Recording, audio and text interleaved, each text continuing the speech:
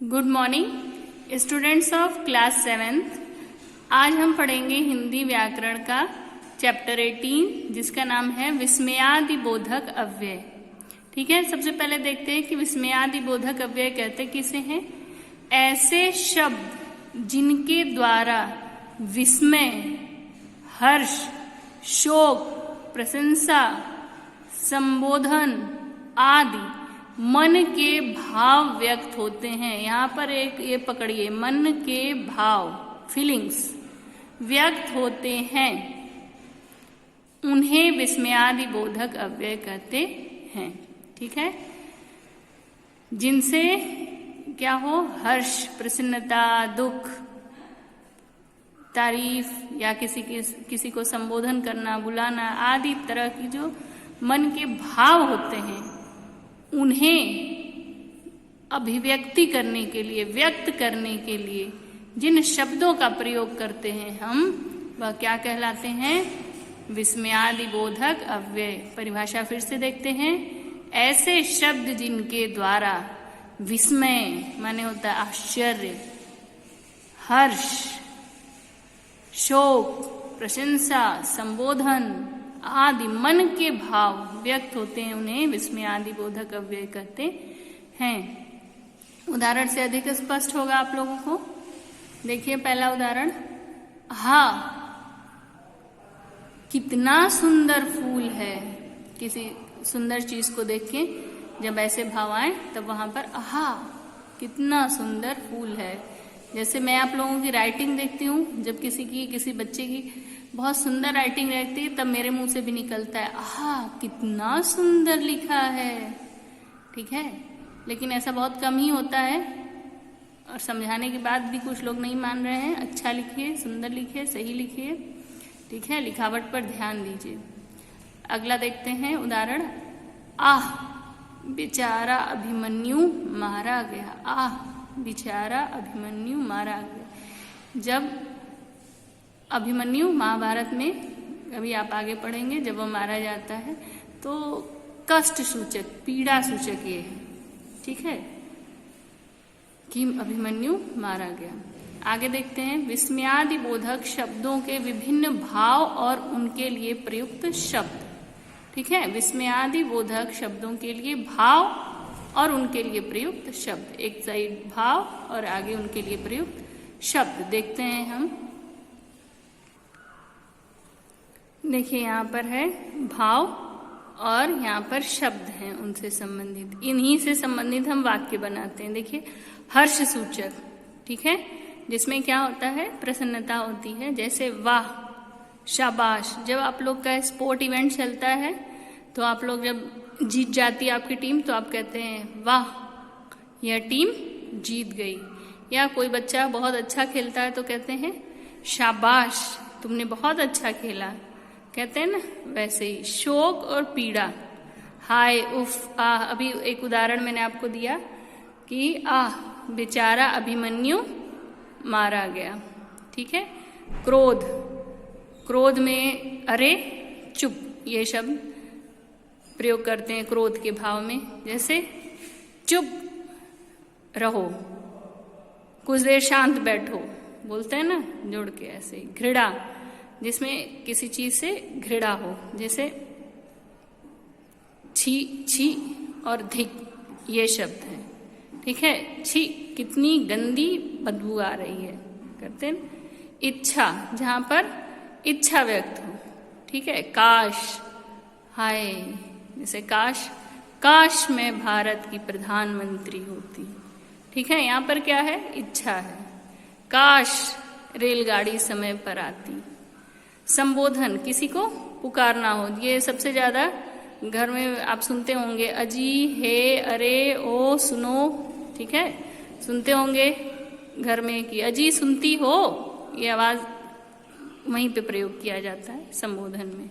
ठीक है, और ये चिन्ह लगाया जाता है। अनुमति, जहां पर हाँ या अच्छा में जवाब देना। भय, हाय बाप रे। ठीक है, जहां भय हो, बाप रे कितना बड़ा सांप है, डर जाते हैं, है ना। विस्मय या आश्चर्य, जब आश्चर्य हो, आंख एकदम फटी रह जाए, तब के लिए। जैसे अरे कितनी ऊंची इमारत है, प्रयोग करते हैं ना, ओ अरे अहो। ठीक है, कई शब्द आपको मिलेंगे रिपीट करते हुए, ओ ओ अहो। ठीक है, कई शब्द आएंगे तो उनके भाव होते हैं, यहाँ पर भाव ही बता रहा है ना, भाव से ही होता है। तो यह पाठ आपका समाप्त हुआ। इसमें हमने पढ़ा विस्मयादि बोधक की परिभाषा और उस प्रयुक्त होने वाले कुछ शब्द, भाव और उनसे संबंधित शब्द। ठीक है, इसके छोटा सा इसका अभ्यास कार्य है, वो भी देख लेते हैं हम लोग। आइए देखते हैं प्रश्न संख्या पहला। नीचे लिखे प्रश्नों के उत्तर दीजिए। ठीक है, पहला प्रश्न है विस्मयादि बोधक अव्यय से आप क्या समझते हैं। अभी हमने पढ़ा इसकी परिभाषा और उदाहरण। ठीक है, देखते हैं। ऐसे शब्द जिनके द्वारा विस्मय, हर्ष, शोक, प्रशंसा, संबोधन आदि मन के भाव व्यक्त होते हैं, उन्हें हम क्या कहते हैं, विस्मयादि बोधक अव्यय कहते हैं। उदाहरण देखिए, आहा कितना सुंदर गुलाब है। ठीक है, यह उदाहरण हो गया। आप चाहें तो उदाहरण बदल सकते हैं। आगे देखते हैं, संबंध सूचक वर्ग के अव्यय के प्रयोग से एक वाक्य बनाइए। संबोधन सूचक वर्ग के अव्यय से। ठीक है, जैसे इसका उत्तर देखिए, सुनो बैठी क्या हो, एक कप चाय ही बना दो। ठीक है, संबोधन सुनो। अगला है विस्मयादि बोधक अव्यय के कोई तीन उदाहरण, कोई भी तीन उदाहरण उठाइए और लिख डालिए। जैसे चुप, लगता है कोई आ रहा है। हाय दादाजी चल बसे। अरे तुम कब आए। ठीक है, ऐसे ही आप अपने अनुसार भी लिख सकते हैं। अगला है प्रश्न संख्या 2। इसको देखते हैं हम लोग, आप लोग अपनी पुस्तक में देखिए।